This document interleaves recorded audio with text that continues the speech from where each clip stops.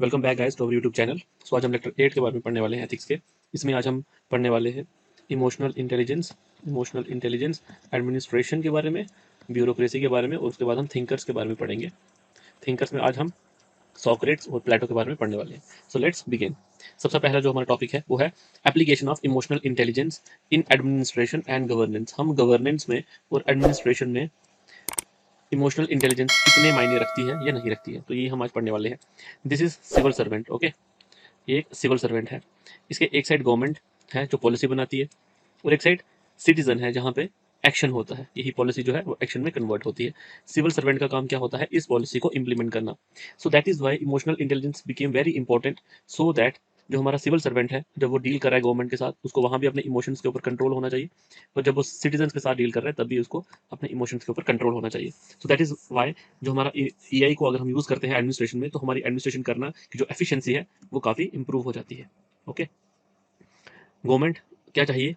एक जो गवर्नमेंट है उसको एफिशिएंसी चाहिए, उसको चाहिए कि उसकी जितनी भी पॉलिसीज हैं वो सिटीजन फ्रेंडलीनेस मेंटेन करें, क्वालिटी ऑफ सर्विस में वो लोग बिलीव करते हैं, और सोशल जस्टिस। कोई भी गवर्नमेंट है उसके ये कुछ काम है जो वो चाहते हैं कि वो अपने सिटीजन्स को प्रोवाइड करें। जबकि हम बात करते हैं कि इसको इंप्लीमेंट करता है एक सिविल सर्वेंट। अब सिविल सर्वेंट में क्या क्वालिटीज होनी चाहिए? वो सिटीजन फ्रेंडलीनेस होनी चाहिए, उसमें रिस्पॉन्सिबल बिहेवियर होना चाहिए। रिस्पॉन्सिबल बिहेवियर का मतलब है कि जो उसको ड्यूटी, कि जो उसको वर्क असाइन हुआ है उसको वो कितना रिस्पॉन्सिबिलिटी से करता है। Third is responsiveness. रिस्पॉन्सिवनेस में है कि लेट अस सपोज कोई डिजास्टर हैपन होता है, तो उसकी रिस्पॉन्सिवनेस कैसी है, वो कितना, एक सेकेंड, वो कितना इफेक्टिव है। तो दैट इज अनदर थिंग। वो कितना, वेट यार, वो कितना इफेक्टिव है। ओके, यहां से पता चलता है कि वो कितना रिस्पॉन्सिव है। Then innovativeness. अगर वो अपना इमोशनल इंटेलिजेंस का यूज करता है तो उसमें जो ये इनोवेटिवनेस है ये भी काफी अच्छे से आएगी। And the last is the leadership. So AI also help to control its emotions, और अगर उसके इमोशंस कंट्रोल में होंगे तो ही can become a good leader. That is why हम बोलते हैं कि जो एआई है, इमोशनल इंटेलिजेंस है, वो काफी ज्यादा इंपॉर्टेंट है। So these are the points you have to remember, and these are the points that a government wants. So AI क्या करती है? Help administrators to manage their own relations also. Work के साथ साथ जो हम वर्क और लाइफ बैलेंस की बात करते हैं, वो भी अगर आपका ईआई बहुत स्ट्रांग है, आप में ईआई है, तो आप उसे उसको भी एक अच्छे तरीके से कंट्रोल कर सकते हैं।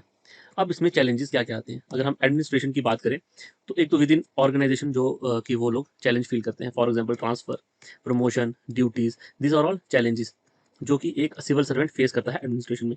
The second one is administration and citizen. ये यहीं पे आ गया कि अगर उसमें ईआई है तो ये सारी चीजें होंगी, और अगर ईआई नहीं है तो ये सारी चीजें उसके लिए चैलेंज बन जाएंगी। मतलब कि वो एक अच्छा लीडर नहीं बन पाएगा, इनोवेशन का उसमें काफ़ी ज़्यादा कम हो जाएगी, उसका रिस्पॉन्सिवनेस टुवर्ड्स डिजास्टर और एनीथिंग या any responsibility that government put on him, उसका वहाँ पे जो उसकी एफिशिएंसी होगी वो काफ़ी कम हो जाएगी।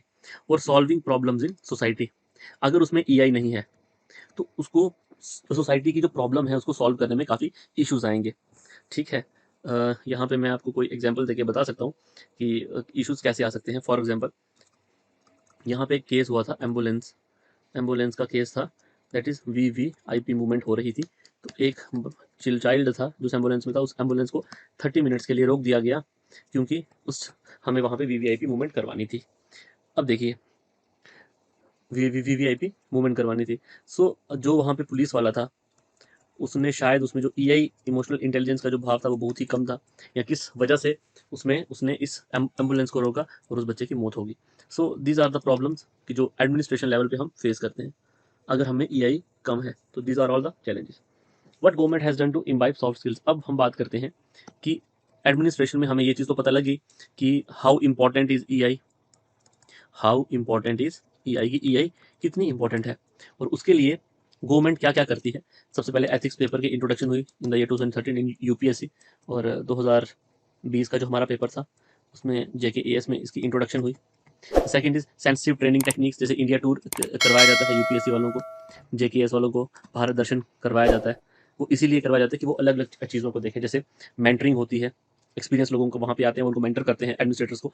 देन यहाँ पे जैसे संदीप महेश्वरी या विवेक बांद्रा शायद, सच टाइप ऑफ स्पीकर्स को बुलाया जाता है ताकि वो एथिक्स और सॉफ्ट स्किल्स की जो वैल्यूज़ हैं वो लोगों को बताएं, या वो एडमिनिस्ट्रेटर्स को बताएं। जैसे मेंटरिंग में श्री श्री रविशंकर जी का जो कुछ प्रोग्राम्स हैं, वो करवाए जाते हैं लबासना में, और रिसेंटली वो हमारा हमें भी करवाया गया उसका वन वीक का ट्रेनिंग प्रोग्राम हमारा भी था उसमें। तो वी हैव लर्न कि हमें अपने इमोशंस पे कैसे कंट्रोल करना चाहिए। उसके बाद एडमिनिस्ट्रेटर को विलेज स्टे के लिए भेजा जाता है, उनको कम्युनिटी स्टे के लिए भेजा जाता है। जैसे इसमें एक बड़ी अच्छी एग्जाम्पल है बैक टू विलेज, जहाँ पे जो ऑफिसर्स हैं उनको पंचायत में रहना पड़ता है। So this all the things कि वो जितने ज़्यादा लोगों से मिलेंगे उतने ज़्यादा जो एडमिनिस्ट्रेटर्स हैं उनमें सॉफ्ट स्किल्स आएंगे। Then it also helps in work life balance. Then rewarding good services, जो एडमिनिस्ट्रेटर्स होते हैं उनको अच्छे कामों के लिए अवार्ड्स दिए जाते हैं। Okay, so these all are the things जो कि गवर्नमेंट करती है टू इम्बाइब सॉफ्ट स्किल्स। सो आगे चलेंगे हम। Then there is a bureaucracy. ये आपको थोड़ा सा इंपॉर्टेंट टॉपिक है, क्योंकि it's a theory given by Max Weber in the year 1920। मतलब ऑलमोस्ट इसी ईयर के अराउंड उन्होंने दी थी। ही इज फ्रॉम रशिया से था। सो सबसे पहले उन्होंने थ्योरी दी थी, थ्योरी ऑफ आइडियल ब्यूरोक्रेसी। उन्होंने बोला था ब्यूरोक्रेसी क्या है? It is an administrative system design to accomplish large scale administrative task by systematically coordinating the work of many individuals. मैं आपको ये टॉपिक क्यों पढ़ा रहा हूँ? क्योंकि इमोशनल इंटेलिजेंस जहाँ हमें ये बोलती है कि हमें इमोशंस का को साथ देना चाहिए while taking our decisions in administration, वही ही जो ये आइडल ब्यूरोक्रेसी जो है कंसेप्ट, ये इसके उल्टा है। इसमें ये बात करता है कि हमें इमोशंस को नहीं देखना चाहिए, बल्कि हमें ब्यूरोक्रेटिक का जो मोरालिटी है उस पर चलना चाहिए। So this is a theory. तो आगे आप देखेंगे मैंने डिफरेंस भी बताया। सो that is why it becomes important. ये वाला क्वेश्चन यूपीएससी में आ भी चुका है। Okay, so let's begin. Bureaucracy है क्या? एक एडमिनिस्ट्रेटिव सिस्टम है जो कि डिजाइन किया गया है इस तरीके से ताकि ये काफी लोगों का जो वर्क है उसको कोऑर्डिनेट कर सके। तभी इसमें एक हायरार्की सिस्टम है। ओके, हायरार्की सिस्टम है। और सेकंड इज अकाउंटेबिलिटी है। अगर हम बात करेंगे, यहाँ पे लिखा है कि अगर हम पूरे सिस्टम की बात करते हैं, पूरा सिस्टम, तो वो काम करता है किसके लिए? सोसाइटी के लिए। और उसको बनाता है एक परफेक्ट एडमिनिस्ट्रेशन की। एक ये एग्जाम्पल है कि वो सोसाइटी के लिए काम करता है। लेकिन अगर हम इस सिस्टम के अंदर जो इंडिविजुअल्स बैठे हैं, अगर हम उनकी बात करेंगे, तो वो अकाउंटेबल तो हैं, लेकिन not to public but to their higher ups. They are accountable for administration only. जैसे कि अगर कांस्टेबल है तो वो एसआई को अकाउंटेबल है, एसआई जो है वो इंस्पेक्टर को अकाउंटेबल है, इंस्पेक्टर जो है वो डीएसपी को अकाउंटेबल है, डीएसपी जो है वो एसपी को अकाउंटेबल है, एसपी जो है वो एसएसपी को अकाउंटेबल है, and like that. So this is hierarchy. So ये जो लोग हैं ये काम तो करते हैं, लेकिन ये अकाउंटेबल है to their immediate higher ups. Whole system जो है वो अकाउंटेबल है टू द सोसाइटी। जैसे मैंने आपको एग्जांपल दी थी, सोनीपत में ये इंसिडेंट हुआ था वीवीआईपी मूवमेंट का, जो एम्बुलेंस को रोक दिया गया था फॉर 30 मिनट्स और बच्चे की जान चली गई थी। वहां पे जो पुलिस वाला था, अगर उसमें ईआई होता, इमोशनल का अगर उसने साथ दिया होता, तो वो शायद उसको अलो करता, लेकिन उसने अलो नहीं किया, क्योंकि वो अकाउंटेबल है किसको? अपने सुपीरियर को। अगर वो अकाउंटेबल होता पब्लिक को तो वो ये करता, वो नहीं था। उसके बाद फिर ये केस हाई कोर्ट में गया और हाई कोर्ट ने बोला कि एम्बुलेंस को कोई नहीं रोक सकता। अगर वीवीआईपी मूवमेंट भी है तो वीवीआईपी मूवमेंट को रुकना पड़ेगा, लेकिन एम्बुलेंस को नहीं रोका जा सकता। सो अगर हम ये एग्जांपल देखें और अकाउंटेबिलिटी को देखें, तो मैक्स वेबर ने ये बोला कि ब्यूरोक्रेसी वर्ड जो है it is widely used with regard to government. अगर हम गवर्नमेंट की बात करेंगे तभी हम बात करते हैं ब्यूरोक्रेसी की। एंड बिजनेस, गवर्नमेंट को एक बिजनेस रन करना है, उसके लिए उनको एक सिस्टम चाहिए, उसी सिस्टम को हम बोलते हैं bureaucracy. So max weber give this theory. उन्होंने ये थ्योरी दी थी 1920 और उस टाइम कैपिटलिस्ट चल रही थी। कैपिटलिज्म जो था वो इट इज एट राइज। तो ये जो थ्योरी दी गई, ये दी गई एक कैपिटलिस्ट माइंडसेट को लेके। गवर्नमेंट और बिजनेस, बिजनेस मतलब प्रॉफिट, प्रॉफिट किसका? गवर्नमेंट का। उसके लिए एक सिस्टम चाहिए, सिस्टम क्या? ब्यूरोक्रेसी। वही ब्यूरोक्रेसी क्या मतलब? लोग, ऐसे लोग जो एक हायरार्की में काम करते हैं और एक एक इंपॉर्टेंट टर्नआउट या किसी के लिए भी काम करते हैं, लेकिन उस सेटअप को हम बोलते हैं bureaucracy. At that time concept of bureaucracy came. और मैक्स वेबर ने 3 टाइप्स ऑफ पावर को स्टडी किया। उन्होंने बोला 3 टाइप की पावर होती है। एक है ट्रेडिशनल, जो कि हम सोसाइटी से सीखते हैं, that is goodness, for example goodness. Second है कैरिज्मेटिक, मतलब authority, leader, personality, people accept that. उन्होंने बोला कि 3 टाइप ऑफ पावर एग्जिस्ट करती है। पहली है ट्रेडिशनल, कि हमें बचपन से जो सिखाया जाता है कि बड़ों का आदर करना चाहिए, बड़ों से अच्छे से बात करनी चाहिए, जो गवर्नमेंट ऑफिशियल्स हैं उनसे अच्छे से बात करनी चाहिए। So this is inherent to us. Second है कैरिज्मेटिक, हम जो हमारी लीडर्स हैं या अथॉरिटी हैं या एमएलए हैं, एमपीज हैं, या अगर हम बात करें आईएएस ऑफिसर्स जो हैं या केएस ऑफिसर्स हैं, तो हम उनको एक बड़ी अथॉरिटी से देखते हैं, कैरिज्मेटिक, कि वो जो करेंगे वो सही होगा। So people accept that. Third उन्होंने बोला कि रैशनल, मतलब लीगल, लॉ। उन्होंने बोला कि अगर लोग ट्रेडिशनल हैं और कैरिज्मेटिक है तो उन पे हम लॉ लगा सकते हैं। That way he emphasize that bureaucratic type is the ideal one. उसने बोला कि जो ब्यूरोक्रेटिक टाइप है वो इसलिए आइडल वन है क्योंकि जो लोग हैं सोसाइटी में, उनमें एक ट्रेडिशनल पावर है, एक वो ब्यूरोक्रेसी को, एक कैरिज्मेटिक अथॉरिटी को एक कैरिज्मेटिक तरीके से लेते हैं और उन पे लॉ अप्लाई कर सकते हैं। इसलिए उसने बोला कि हमें ब्यूरोक्रेटिक टाइप की साइड जाना चाहिए। और उन्होंने बोला कि जो एक ब्यूरोक्रेसी है, ओके, इसमें किस टाइप की वैल्यूज होती है, कैसी वैल्यूज होनी चाहिए ब्यूरोक्रेसी में? वो न्यूट्रल होनी चाहिए, वो ऑब्जेक्टिव होनी चाहिए, इम्पार्शियल होनी चाहिए, रूल्स ओरिएंटेड होनी चाहिए, वेरी इंपॉर्टेंट यही है कि यहाँ पे इमोशंस नहीं रूल्स चलने चाहिए। हायरार्कियल अरेंजमेंट होना चाहिए पोजीशंस टू इंश्योर अकाउंटेबिलिटी। देखिए अकाउंटेबिलिटी इंश्योर करने के लिए कौन सा सिस्टम है, हायरार्कियल जो अरेंजमेंट होना चाहिए, वो एक्सपर्टाइज होनी चाहिए और प्रोफेशनलिज्म होना चाहिए। Okay, so these are the values. ये तो स्ट्रक्चर डिफाइन करता है ब्यूरोक्रेसी, क्योंकि रूल्स ओरिएंटेड हो और हायरार्की हो, this is more structured based, लेकिन बाकी जो है ये सारी वैल्यूज है। ओके, अब जो वेबर की इस थ्योरी का जो क्रिटिसिज्म है वो ये है कि सबसे पहले it led to many delays due to hierarchy. काफ़ी लोग हायरार्की में होते हैं, सो हर एक जो है वो अपने ऊपर वाले को अकाउंटेबल है, उस रीज़न से यहाँ पे डिलेज जो होते हैं, डिसीजन मेकिंग जो है वो काफ़ी डिले हो जाती है। It talks about means only, मतलब मीन्स ओरिएंटेशन। वही एग्जांपल कि एम्बुलेंस, उसने ये नहीं देखा कि इसके अंदर एक बच्चा है जिसको हॉस्पिटल टाइम से जाना, उसने जस्ट ये देखा कि वीवीआईपी मूवमेंट है, वीवीआईपी मूवमेंट है तो हमें ये इन सबको रोकना है। So it talks about means only, not and. इसमें एंड को देखा नहीं जाता। Absence of public service spirit, only bound by authority. Inspector को डीएसपी को रिपोर्ट करना है, वो पब्लिक को रिपोर्ट नहीं करता, so it is bound by authority. तो उनमें पब्लिक का अच्छा जो होता है हित करना, उससे ज़्यादा उनको अपना होता है कि मैं अपने डीएसपी को ओके करूं रेदर देन पब्लिक को। अगर DSP is okay then I am okay, अगर पब्लिक ओके है लेकिन डीएसपी ओके नहीं है तो it's a problem. So that way it's a criticism. Alienation of weak and poor, जो एडमिनिस्ट्रेटर्स होता है वो मोस्टली 90% जो है वो लोगों को तो देखते नहीं, उनको बाहर ही निकालते हैं। So this is self explanatory.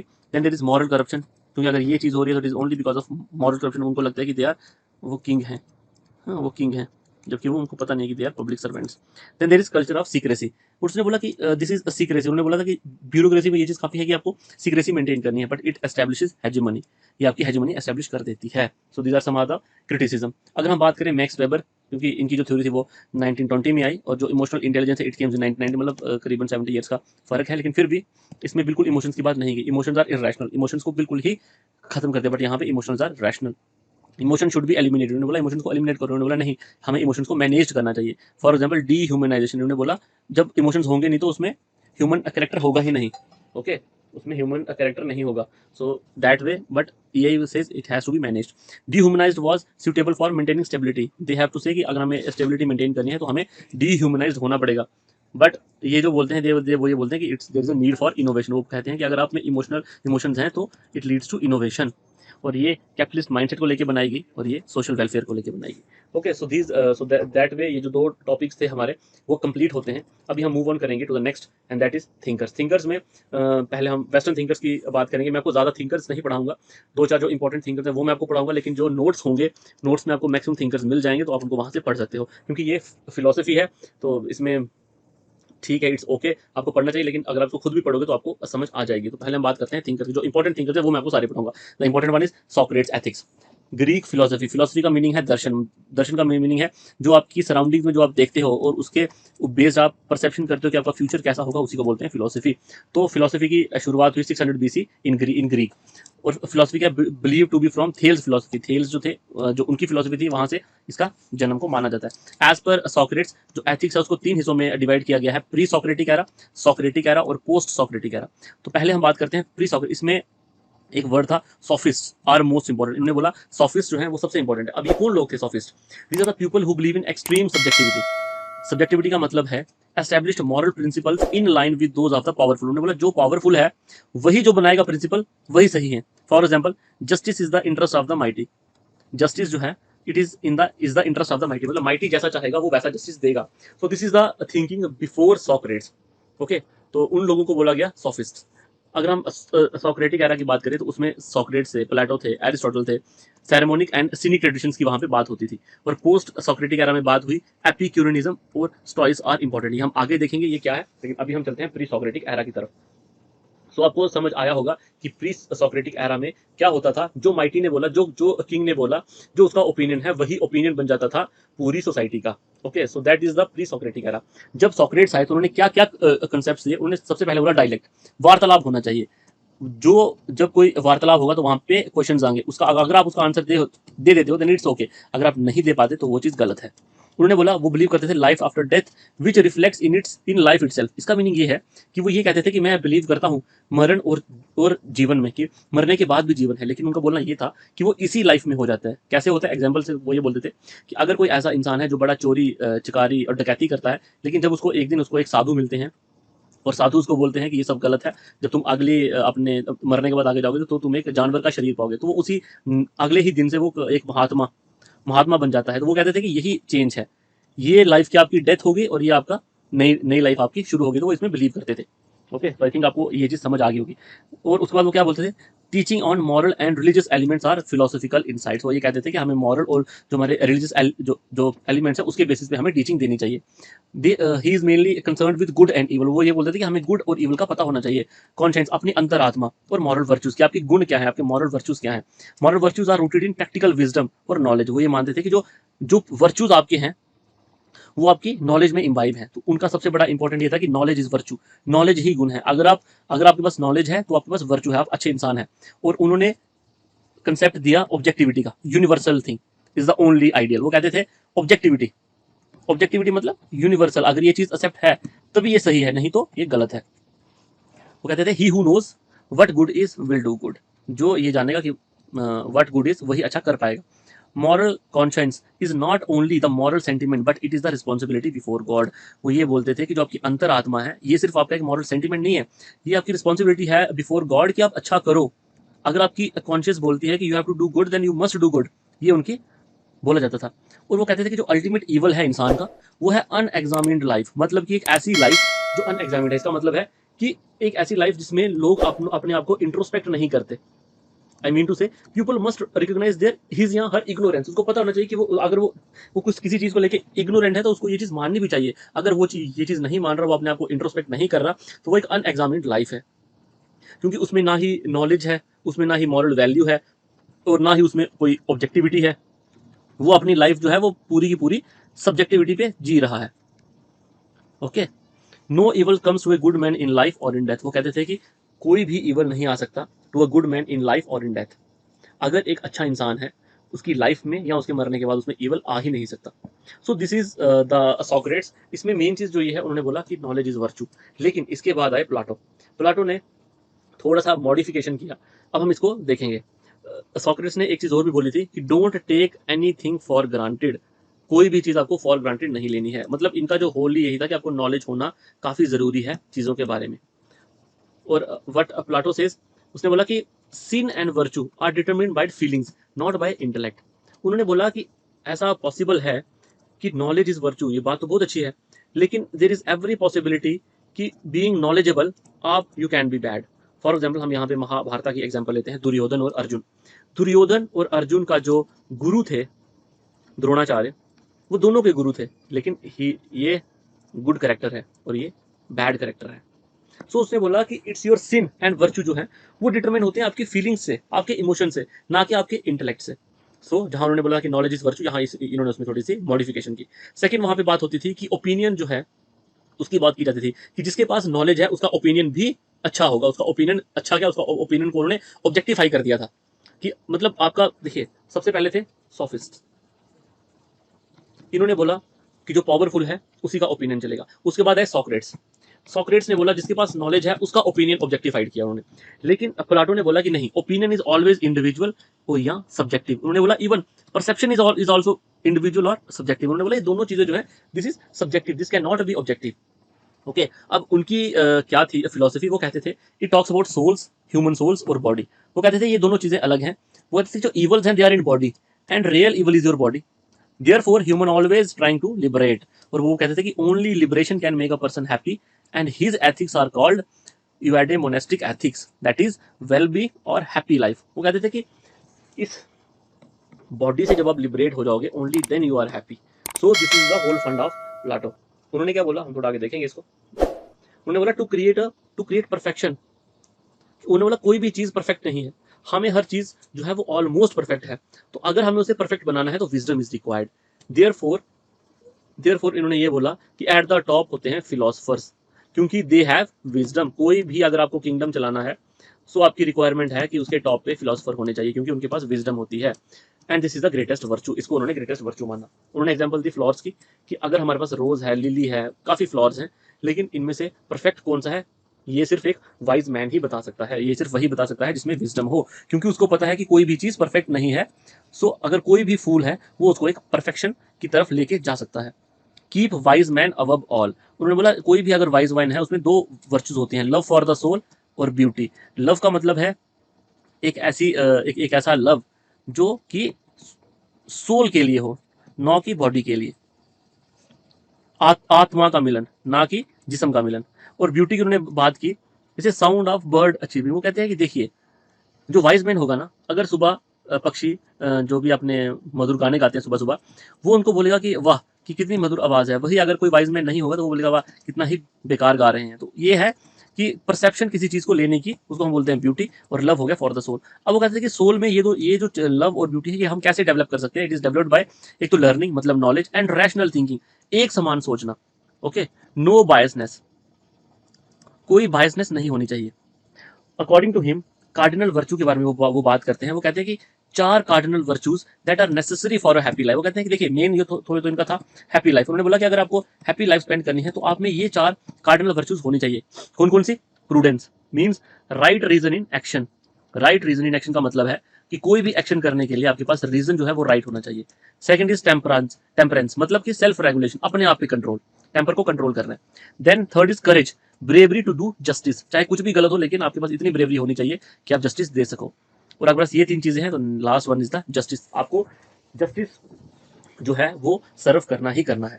फिर वो बात करते हैं कि ये सारी चीजें कैसे आएंगी। कोई एक ह्यूमन सोल है, वो मेड अप होता है रीजन से, डिजायर और इमोशंस। अगर उसमें रीजन करने की, डिजायर और इमोशंस हैं तो उससे आप ये क्वालिटीज अपने आप पैदा कर सकते हो। द फर्स्ट वन इज, अगर if you do reason it leads to prudence. Okay, if you, अगर आप में डिजायर है और वो कंट्रोल्ड है, if your desire is controlled then it leads to temperance. और अगर आपके इमोशंस कंट्रोल्ड है इट लीड्स टू करेज। और अगर आप में प्रूडेंस है, टेम्परेंस है और करेज है then it will definitely leads to justice. अगर आप में ये 3 क्वालिटीज हैं तो you will always serve justice, आप हमेशा जस्टिस ही सर्व करोगे। अगर हम इसको अपनी इंडियन कॉन्टेक्स्ट में देखेंगे, क्योंकि इंडियन कॉन्टेक्स्ट में बड़ा इंपॉर्टेंट है देखना, तो हम बात करते हैं सतगुण, रजगुण और तमगुण की, तमस, सतगुण, रजगुण और तमस, ऐसे हम इसमें खाने के में भी बात करते हैं। और दिस इज गुण, ओके, दिस इज वर्च्यू, मैंने इसको ऐसे लिखा है, आप देख लीजिए ये वर्ड ओके है नहीं। सतगुण मतलब कि प्रूडेंस, विजडम, इनको हम बोलते हैं ब्राह्मण बोला गया। रजगुण ये है करेज, इनको बोला गया क्षत्रिय। और ये है तम मतलब टेम्परेंस, मतलब कि धैर्य जो रखते हैं, पेशेंस मतलब महाजन, वैश्य, इनको बोला गया वैश्य। तो हमारे इंडियन कॉन्टेक्स्ट में भी हम यही बात करते हैं, प्रूडेंस की, टेम्परेंस की और करेज की, तभी हम एक अच्छा जस्टिस दे पाएंगे। नेक्स्ट यहाँ पे ये एक फिलोसफी का टॉपिक है, आइडियल स्टेट। ये कंसेप्ट दिया था प्लाटो ने, लेकिन इसको बोला जाता है यूटोपियन कंसेप्ट। क्यों? क्योंकि जो वो आइडियल स्टेट की बात करते हैं तो वो कहते हैं कि सबसे ऊपर होना चाहिए फिलोसोफर, क्योंकि इनके पास विजडम होती है। उसके बाद होना चाहिए किंग, क्योंकि इनमें करेज होती है। उसके बाद होना चाहिए सोसाइटी, क्योंकि इनमें टेम्परेंस होता है। विजडम बोले तो प्रूडेंस। और वो कहते हैं कि अगर ये 3 चीजें हैं तो आप जस्टिस दे पाओगे इक्वली। लेकिन इसका क्रिटिसिज्म हुआ कि अगर हम सबसे ऊपर फिलोसफर को रखेंगे तो कल को अगर कोई डिजास्टर आ जाएगा या कोई फेमाइन आ जाता है तो उस केस में ये जो लोग होते हैं ये फेलियर्स होते हैं। लेकिन अगर हम अपनी सोसाइटी की बात करें, या अगर हम अपने किंगडम्स की बात करें, या जो हमारे यहाँ पे एंशिएंट टाइम में किंगडम हुआ करते थे, तो उनमें हम देखते थे कि जो राज ज्योतिषी, या जो हम कहते थे राज मतलब हमारे जो किंगडम जो है, हमारा किंगडम जो होती थी उसमें ब्राह्मण जो होते थे उनको काफ़ी ऊपर का दर्जा दिया जाता था। So that way we can say that हम जो हमारी एंशियंट सोसाइटीज़ थी वहाँ पे हम ये आइडियल स्टेट का जो कंसेप्ट था वो हम यूज़ किया करते थे। So with this guys lecture 8 यहीं पे ख़त्म होता है। सो हम लेक्चर 9 में और थिंकर्स के बारे में पढ़ेंगे, या जो और टॉपिक्स हमारे हैं, मैं देखता हूँ मैं कौन से टॉपिक पे आऊँगा। तो और जो हमारे होंगे टॉपिक्स, मोस्टली मैं सोच रहा हूँ कि मैं थिंकर्स ही पहले क्लियर करूँ अब, ठीक है। उसके बाद आपके 2 टॉपिक्स बचे हैं। एक टॉपिक आपका बचा है एप्टीट्यूड, ये मैं सोच रहा हूँ ये मैं आपको नोट्स में ही क्लियर करूँगा। उसके बाद आपका एक टॉपिक बचा है प्रॉपर्टी इन गवर्नेंस, ये मैं सोच रहा हूँ कि ये मैं कंप्लीट करवा दूँ, इस पर मैं एक लेक्चर लिया हूँ। सो विद दिस आपका एथिक्स जो है वो कंप्लीट हो जाएगा। उसके बाद मेरी मैं एक दो लेक्चर लूँगा जिसमें मैं केस स्टडीज़ को डिस्कस करूँगा। और यहाँ पे मैं डिस्कस करूँगा विद द सेंस कि अगर मैं ही आंसर लिख रहा होता किसी ना क्वेश्चन का तो मैं कैसे उसको हैंडल करता या कैसे आंसर देता, नॉट यूजिंग एनी बुक और एनी रेफरेंस फॉर दैट। सो ये मैं इसके जो लेक्चर्स होंगे वो मैं अलग लाऊंगा, ये देखे कि आप कितना इंटरेस्ट ले रहे हैं इस एथिक्स वाला जो हमारी सीरीज है। सो विद दिस गाइज, अगर आपको वीडियो अच्छा लगा है तो हिट द लाइक बटन। अगर आपका कोई भी सुझाव है, कोई भी कमेंट है, do comment. Okay, so if you like it, subscribe to our channel और शेयर करो for those who need it. Thank you guys, thank you so much.